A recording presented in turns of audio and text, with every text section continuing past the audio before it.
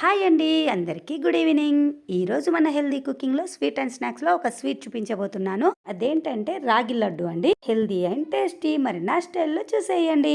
ముందుగా రాగి పిండిని అయితే నెయ్యిలో బాగా దోరగా వేయించుకోవాలి. ఇందులో నేను కొంచెం రవ్వను కూడా యాడ్ చేస్తున్నానండి. మరీ స్మూత్గా రాకుండా రవ్వ యాడ్ చేస్తే చాలా అంటే చాలా బాగుంటుంది. అది కూడా దోరగా వేయించాలి. రెండు కూడా ఈక్వల్గా వేయించిన తర్వాత ఇందులోనే మిక్స్ చేసేసుకుంటున్నాను.